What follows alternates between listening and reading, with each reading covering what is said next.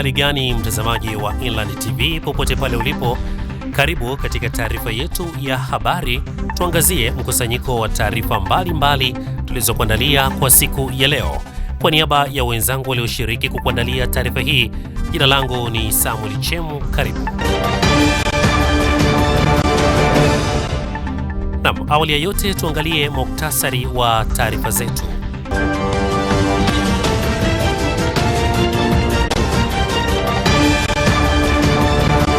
Makamu wa Rais wa Jamhuri ya Muungano wa Tanzania, Dr. Emmanuel Nchimbi atangaza kujiuzuru. Katika kuadhimisha miaka 65 tangu kuanzishwa kwa Jeshi la Magereza nchini, Jeshi la Magereza wilayani Magu limeadhimisha siku hiyo kwa kutoa msaada wa mahitaji mbalimbali. Kwa upande wa habari za michezo, sanaa na utamaduni, Waziri wa Nchi, Ofisi ya Waziri Mkuu TAMISEMI, Profesa Riziki Shemdoe ameridhishwa na kasi ya ujenzi wa barabara zinazoelekea kwenye viwanja vitakavyotumika kwa mashindano na mazoezi ya fainali za AFCON.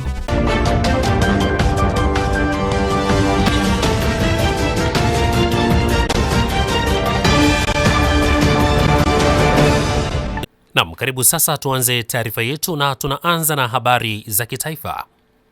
Makamu wa Rais wa Jamhuri ya Muungano wa Tanzania, Dr. Emmanuel Nchimbi, kupitia ukurasa wake rasmi wa Instagram, ametangaza uamuzi wake wa kustaafu rasmi siasa na utumishi wa umma, akitarajia kujiuzuru nafasi hiyo kuanzia tarehe 4 ya mwezi wa 9 mwaka huu, kwa mujibu wa ibara ya 50 kifungu kidogo cha pili C, ikisomwa pamoja na ibara ya 149 kifungu kidogo cha pili ya katiba ya nchi. Kupitia barua hiyo, ameeleza kuwa hatua hiyo inalenga kutimiza ahadi aliyoiweka ya kuachia ngazi wakati wowote mkuu huyo wa nchi atakapohitaji mabadiliko katika nafasi hiyo. Kiongozi huyo ametoa shukurani za dhati kwa Rais Samia na Chama cha Mapinduzi CCM kwa imani kubwa waliompa, huku akiwashukuru Watanzania wote kwa ushirikiano waliomwonyesha katika kipindi chote cha utumishi wake. Aidha, amesisitiza kuwa ataendelea kuwa raia mwema na mtiifu kwa taifa lake mara baada ya kuhitimisha majukumu yake serikalini.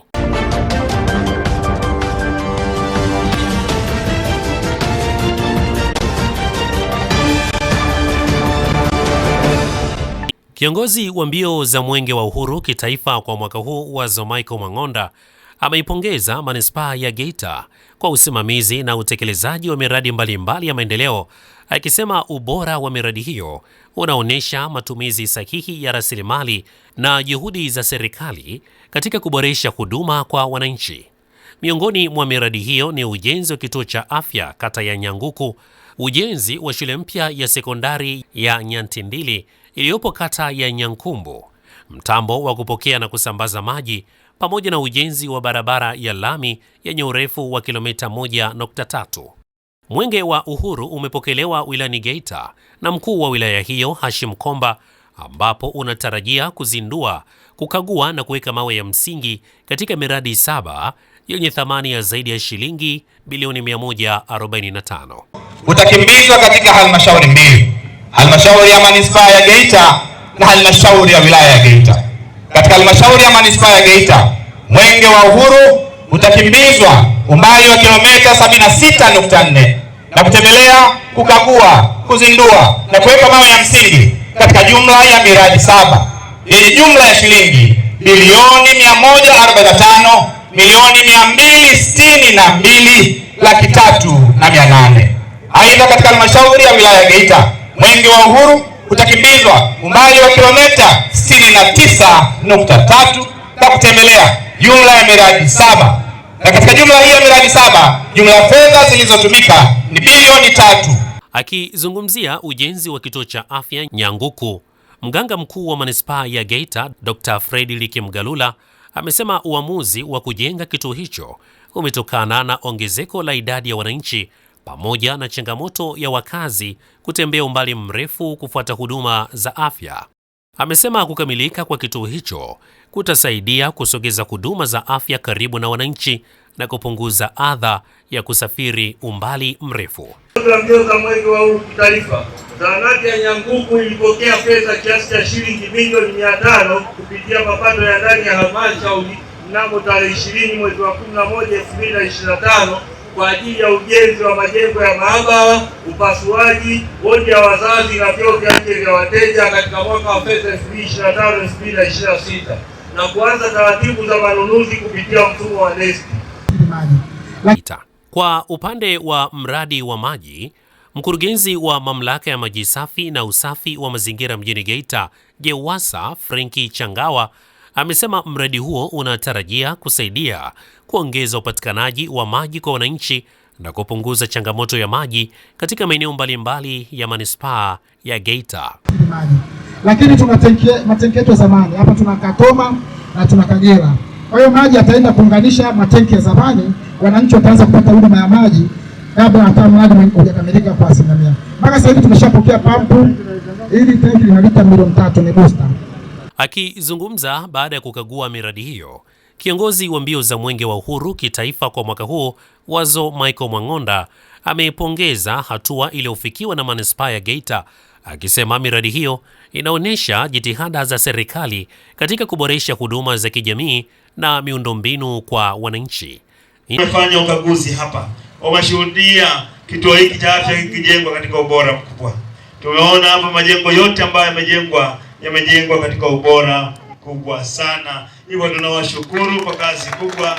Endeleeni kusimamia vizuri maendeleo, na kwa kufanya hivyo mnakuwa mnamsaidia Mheshimiwa Rais Daktari Samia Suluhu Hassan. Ifana umekagua mradi wetu. Mradi wetu ni ujenzi wa shule mpya ambayo kwa asilimia kubwa imekwisha kukamilika. Tulibakia hapa ni viti na meza kuwekwa hapo ndani, na kwa upande wa kule maabara inaendelea kujengwa ili shule ikamilike na watoto wetu waanze kusomea hapa. Mwenge wa Uhuru unaendelea na ziara yake katika mkoa wa Geita kwa ajili ya kukagua, kuzindua na kuweka mawe ya msingi katika miradi mbalimbali ya maendeleo, huku wananchi wakitarajiwa kunufaika na huduma zinazotolewa kupitia miradi hiyo.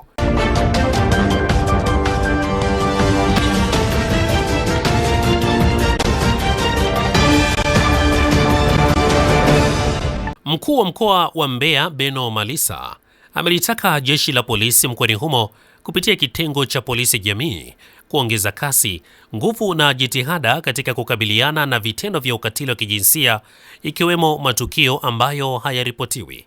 Malisa ametoa agizo hilo wakati wa maadhimisho ya miaka 20 tangu kuanzishwa kwa polisi jamii, akisisitiza umuhimu wa jeshi hilo kuwekeza zaidi katika eneo hilo ili kukabiliana na ukatili wanaowakabili wananchi, hususan wanawake na watoto ambao ni miongoni mwa makundi yaliyo katika hatari kubwa ya kufanyiwa vitendo hivyo.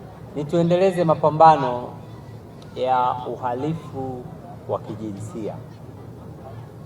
Bado mkoa wetu hausemwi vizuri kwenye eneo hili, na kama moja ya nguzo muhimu katika kuhakikisha tunafikisha elimu na uelewa wa mambo haya kwenye jamii yetu, basi tuendelee kuongeza nguvu mpaka tufikie hatua suala la manyanyaso ya kijinsia kwa wanawake na watoto yanabaki kuwa historia ndani ya mkoa wetu. Hapa leo tuna viongozi wa dini mbalimbali, tuna viongozi wa kimila. Hii vita sio ya polisi peke yake. Ni lazima na sisi tumtumie platform zetu au mimbari zetu tukemee haya mambo yanayoendelea kwenye jamii yetu, na pengine kwa sababu mbalimbali yanaweza kuwa yanawafikia nyie kwa haraka kuliko sisi. Sasa tukiunganisha nguvu, tunaamini tutapata jamii kubwa yenye uelewa na mambo haya hayatakuwa moja ya sifa zetu ndani ya mkoa wetu. Amesema ushirikiano kati ya polisi jamii na wananchi ni muhimu katika kubaini, kuzuia na kuripoti vitendo vya ukatili wa kijinsia, pamoja na kuhakikisha waathirika wanapata msaada na ulinzi unaostahili.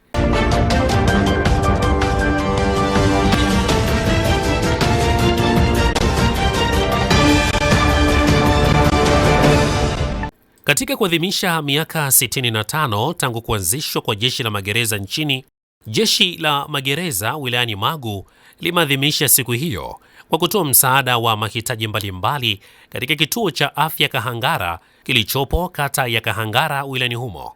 Tukio hilo liliongozwa na maafisa mbalimbali wa jeshi hilo, akiwemo mkuu wa gereza Magu SSP Kiyelu Yona Bayinga, ambapo zoezi hilo liliambatana na shughuli za usafi wa mazingira katika maeneo mbalimbali yanayokizunguka kituo hicho cha afya, pamoja na zoezi la uchangiaji wa damu salama lililofanywa na maafisa wa jeshi la magereza.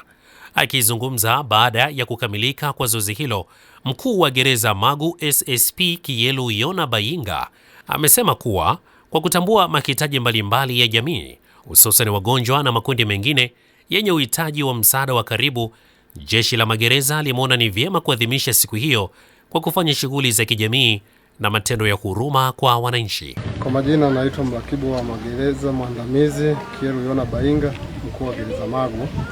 Katika kuadhimisha miaka 65 tumeadhimisha kwa kuja kuungana na jamii ya Watanzania katika hospitali ya Kahangara ambao ni kituo cha afya, kuja kufanya usafi, kuona wagonjwa na kuwapa vitu vidogo vidogo ambavyo vinawasaidia kama sabuni, matunda, mafuta, juisi kwa watoto. Lakini baada ya zoezi kama hilo tumejitolea damu kwa ajili ya kusaidia wagonjwa wa dharura ambao wanapatikana katika hospitali hii, na damu ikiwa ni katika kutambua ubinadamu au utu kwa wagonjwa. Maafisa na askari wote wameona hilo ni swala la msingi na wote wamejitolea na damu zimepatikana, zimetolewa pale maabara. Nipende kumshukuru Daktari Atanasi kwa kutupokea katika hospitali hii, na kama ukituhitaji tena tunakukaribisha, wito wako tutakuja tena, isiwe leo tu.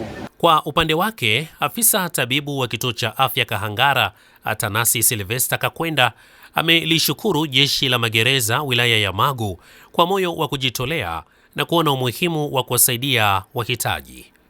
Kwa majina ninaitwa Atanasi Silvester Kakwenda. Mimi ni afisa tabibu kwa kituo cha afya Kahangara na ni mganga wa zamu ambao nimekuwa hapa kwa siku ya leo. Tunawashukuru sana ndugu zetu wa jeshi la magereza kwa siku yao, kwa siku ya leo kuja kutusaidia msaada, kutuona, kufanya usafi, lakini pia kwa kusaidia mahitaji ya wagonjwa wetu ambao wamelazwa wodini na ambao wanakuja kutibiwa katika kituo chetu. Kikubwa napenda kuwashukuru kwa mchango wao wa damu ambao wameweza kusaidia. Ninaamini utasaidia wagonjwa ambao wana uhitaji huo, lakini pia niwaombe msiishie hapa. Karibuni katika kituo chetu cha Kahangara, karibuni kwa ajili ya huduma. Kituo chetu pia kinapokea bima. Kwa hiyo kama unajisikia vibaya na una bima ya afya, pia tutakuhudumia kama inavyotakiwa kabisa. Asanteni sana kwa kuja. Aidha, ametoa wito kwa jeshi hilo kuendeleza utaratibu wa kushiriki katika shughuli za kijamii kwa manufaa ya jamii.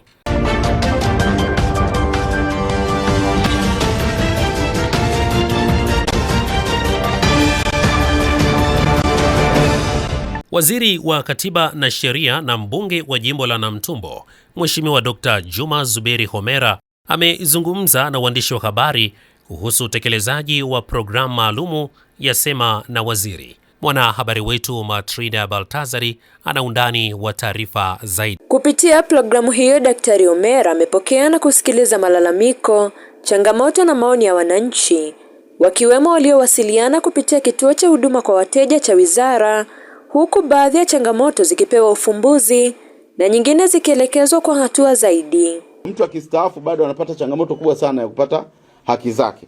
Kwa hiyo wizara yetu inasema uzingatie mambo mbalimbali. Michango ya hifadhi ya jamii isikatwe bila kufuatilia, ambapo mfanyakazi anaweza kufanya hivi.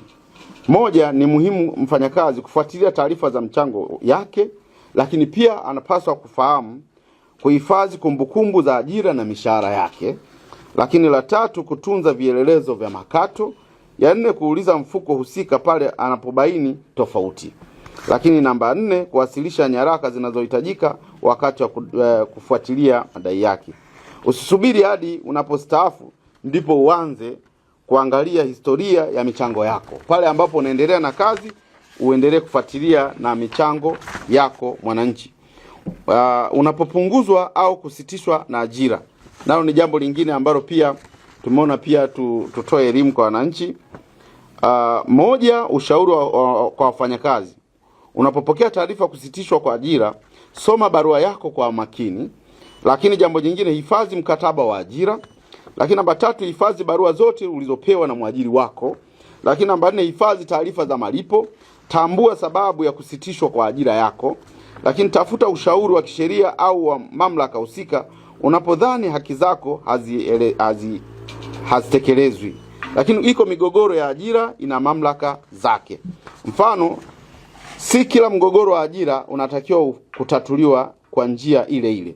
Baadhi ya malalamiko yaliyowasilishwa yalikuwa tayari yamefika Tume ya Usuluhishi na Uamuzi, yani CMA, na hata mahakama.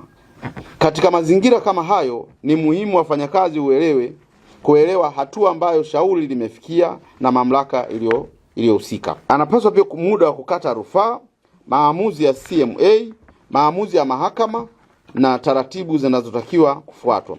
Haki ya mtumishi inahitaji ushahidi wa kutosha. Kwa hiyo haya yote tutakuwa tunaendelea kuyatoa hapa kwenye Wizara yetu ya Katiba na Sheria ili wananchi waweze kunufaika na kipindi chetu hiki cha Sema na Waziri katika programu ya Mama Samia Legal Aid Campaign.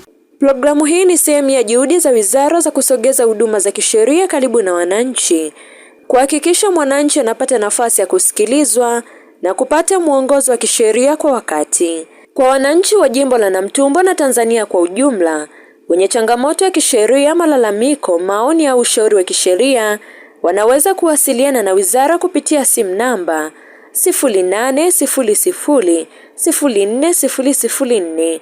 Kwa WhatsApp ni 0739101910. Nikiripoti habari kitaifa, Matuda Baltazari, Inland TV.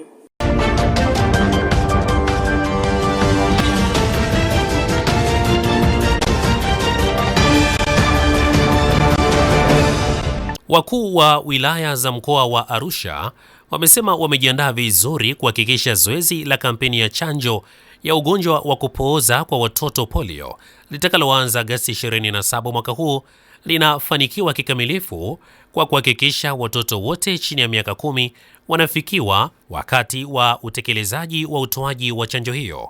Wakuu hao wa wilaya wametoa ahadi hiyo mbele ya mkuu wa mkoa wa Arusha CPA Amos Gabriel Makala wakati wa kikao cha afya msingi ngazi ya mkoa, wakisema wanashirikiana pia na viongozi wa kata ili kuhakikisha watoto wote wanafikiwa kikamilifu. Kule katika wilaya yangu ya Ngorongoro tumejipanga, pamoja na jiografia yake kuwa ngumu, lakini tumejipanga vizuri. Hata chanjo iliyopita mwaka jana tulifanya vizuri. Kwa hiyo mimi sina wasiwasi kabisa, pamoja na jiografia yetu kuwa wakazi wengi wa wilaya Ngorongoro ni wafugaji, ni wa maji, lakini tumejipanga vizuri, wote tutawafikia na hatutakuangusha kwenye mkoa wetu Arusha. Na mimi mkuu wa wilaya ya Longido napokea maelekezo yako mazuri sana ambayo pia ametoka kwa Mheshimiwa Rais Daktari Samia Suluhu Hassan kuja kwenye Wizara ya Afya. Ni kuhakikishie wilaya ya Longido tumejipanga vizuri zaidi, na ikiwezekana mkoa wa Arusha ndio itakuwa wilaya ya kwanza kufanya vizuri, kwa sababu wadau wa kwanza tunaungana wenye viti wa vitongoji 176, wenye viti wa vijiji 51, lakini tuna shule za msingi 79. Zote zitakuwa ni sehemu ya chanjo hii, tukiamini watoto wa darasa la kwanza kushuka chini wana umri ambao unaelekezwa hapa, na tutafikia kwa kila mtoto anayestahili kupata chanjo hii. Tumejipanga vyema katika kuanza kwa zoezi hili la chanjo ya polio katika wilaya yetu ya Monduli, kwa maana ya tarafa zote 3, kata zote 20, vijiji 62 na vitongoji vyote 236.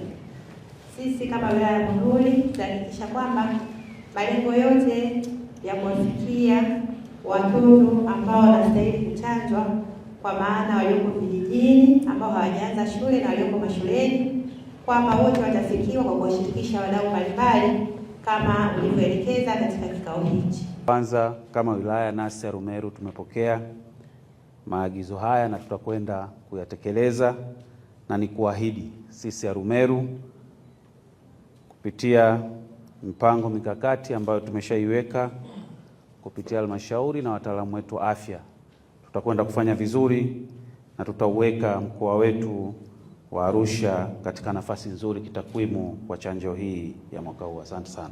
Kwa upande wake, mkuu wa mkoa wa Arusha CPA Amos Makalla ametoa wito kwa viongozi hao kuwapa elimu wananchi na umuhimu wa namna ya kupata chanjo hiyo. Kulingana na Wizara ya Afya, polio ni ugonjwa unaosababishwa na virusi vya polio.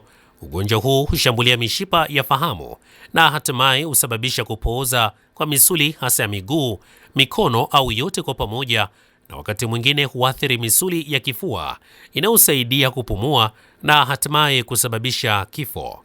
Kwa mkoa wa Arusha, chanjo hiyo itatolewa kwa siku 4 kuanzia Agosti 27 mwaka huu kwenye vituo vyote vya kutolea huduma za afya, shuleni na kwenye mikusanyiko mbalimbali.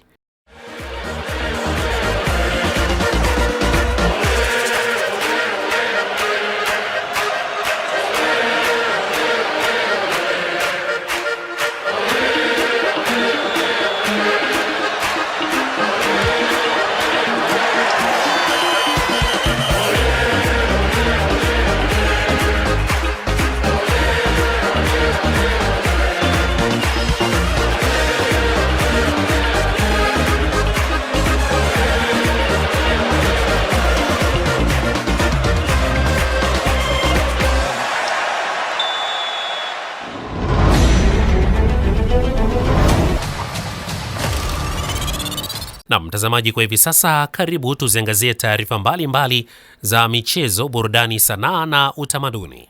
Waziri wa Nchi, Ofisi ya Waziri Mkuu TAMISEMI, Mheshimiwa Profesa Riziki Shemdoe ameridhishwa na kasi ya ujenzi wa barabara zinazoelekea kwenye viwanja vitakavyotumika kwa mashindano na mazoezi ya fainali za AFCON 2027 jijini Dar es Salaam. Akikagua miradi hiyo katika maeneo ya Kigamboni, uwanja wa Benjamin Mkapa, Leaders Club na Mbweni kuelekea uwanja wa Meja Jenerali Isamuyo, amebainisha kuwa utekelezaji umefikia wastani wa 50%, huku akiwaagiza wakandarasi kufanya kazi saa 24 ili kufikia zaidi ya 60% ifikapo Agosti 30 mwaka huu. Ziara yetu ilikuwa na lengo la kutembelea miradi ya ujenzi wa barabara ambazo zinaitwa access roads kwenda kwenye viwanja ambavyo vitatumika kwa ajili ya mashindano ya AFCON 2027. Niseme kazi hizi hadi tarehe 30 mwezi wa 7 zilikuwa 0%. Lakini nina faraja na furaha kuwaeleza kwamba kazi hizi zilianza zote kwa wakati mmoja tarehe 3 mwezi wa 8. Lakini leo hii tunavyozungumza, kwa mfano zile za kule Kigamboni, wale wamefikisha 75% ya kazi inayotakiwa kufanyika kule. Ukienda pale uwanja wa Taifa, wao wana kati ya 15 na 20. Ukija uwanja wa Leaders, wenyewe wana 68 mpaka 70 hivi, kutokana na maelezo ya wahandisi hawa. Na hapa tumekuja kuna 20%. Kwa hiyo ukitafuta average tuko kwenye karibia 50% kwa kazi hizi ambazo zimeanza tarehe 3 mwezi wa 8. Kote tumetoa maelekezo. Tulianza kule Kigamboni tukisema ili kuunganisha zile barabara, wao wamesema sehemu waliobakia sasa hivi ni kujenga zege. Na lile zege wamesema wao wanaweza kujenga mita 50 kwa siku. Lakini tumewaambia kwa nini wajenge mita 50 kwa siku wakati wanaweza kujenga mita 100? Wanaweza kujengaje mita 100? Ni kwamba wakianza 50 kule, 50 nyingine waanze mwisho. Ninashukuru sana kwa ushauri ambao wameutoa mhandisi Mativila ambaye ni naibu katibu mkuu miundombinu, na wameupokea. Tumefika pia pale uwanja wa Taifa, na wenyewe tumewaeleza kuna barabara ambazo zinaingia kwenye ile barabara kuu inayojengwa pale uwanja wa Taifa, na kwenyewe tumewapa maelekezo namna ya kuweza kuimaliza ile kwa haraka, ili angalau mpaka itakapofika tarehe 30 badala ya kuishia 50% kwenye barabara hizi, angalau ziwe zimepanda kufika hata 60%, na hili linawezekana. Vivyo hivyo kwenye eneo hili mmenisikia nikitoa maelekezo kwamba hapa walipokwisha kufika tayari wanachotakiwa kumwaga hapa ni kitu kinaitwa CRR C1, na material wanayo, mnaona hapa kokoto tayari ziko hapa. Wao ni kuchanganya na simenti, wananiambia wanayo hapa na kila kitu, watengeneze hapa, wamwage hapa, na tukiacha hapa chini ambapo tayari kuna maji kidogo ambako wanasubiri patulie, na ule upande wa chini wanaweza kufanya hivyo. Hii itasaidia pia kuongeza asilimia kwenye utekelezaji wa kazi hii, na nimeshauri pande zote kwamba badala ya kufanya kazi kwa masaa 12 wafanye masaa 24, na hii inawezekana. Tumeona kule Gamboni wanafanya kazi kwa masaa 24, na ndio maana unaona hata asilimia yao. Miradi hiyo minne inayotekelezwa inajumuisha ujenzi wa barabara kwa kiwango cha zege na lami, ikiwemo barabara ya Taifa Litapwasi, Sotele, Tanga, Dahomey, Mbalizi, pamoja na uboreshaji wa maegesho ya VVIP katika uwanja wa Isamuyo. Kwa upande wao, viongozi na wananchi wa mtaa wa Malindi Estate, eneo la Mbweni, wameipongeza serikali kwa hatua hiyo. Pekee shukrani zetu kwa mama na kwa serikali kwa ujumla, kwamba wananchi wa Mbweni tumefarijika sana. Na wakandarasi wetu mimi wanapita na waona, nafahamiana nao. Kwa hiyo na wenyewe tukija kuwauliza maswali wanatupokea vizuri, kwa kweli tunashirikiana nao. Tunawaona wanafanya kazi yani usiku na mchana kwa bidii kabisa. Na mpango mkakati huko Mheshimiwa Waziri, na ambao tuliweka square kilomita kama kilomita 30 za lami, alafu na za ile nyingine changarawe ya kilomita 60. Kwa miaka 5 tutakuwa kwa madarakani sisi tunatengeneza, na mambo mengine ya maendeleo ya huko. Kwa karibu barabara zote hizi ambazo mnashughulika nazo ziko kwenye mpango mkakati wetu wa mtaa wa Malindi.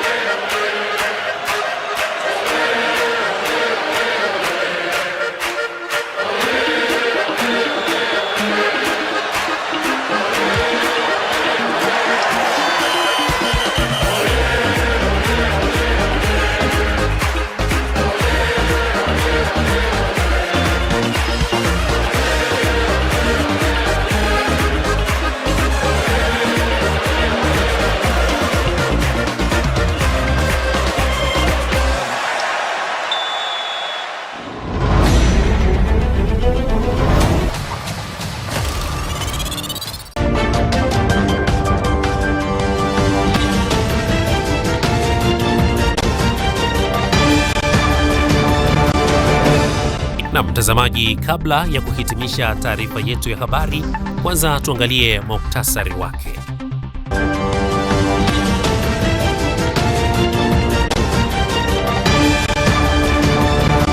Makamu wa Rais wa Jamhuri ya Muungano wa Tanzania, Dr. Emmanuel Nchimbi atangaza kujiuzuru. Katika kuadhimisha miaka 65 tangu kuanzishwa kwa Jeshi la Magereza nchini, Jeshi la Magereza wilayani Magu limeadhimisha siku hiyo kwa kutoa msaada wa mahitaji mbalimbali. Kwa upande wa habari za michezo, sanaa na utamaduni, Waziri wa Nchi, Ofisi ya Waziri Mkuu TAMISEMI, Profesa Riziki Shemdoe ameridhishwa na kasi ya ujenzi wa barabara zinazoelekea kwenye viwanja vitakavyotumika kwa mashindano na mazoezi ya fainali za AFCON. Naam, kufikia hapa tunafikia mwisho wa taarifa yetu ya habari kwa siku ya leo. Kwa niaba ya wale wote walioshiriki kukuandalia taarifa hii, jina langu ni Samuel Chemu, nikutakia utazamaji mzuri wa vipindi mbalimbali vinavyoendelea.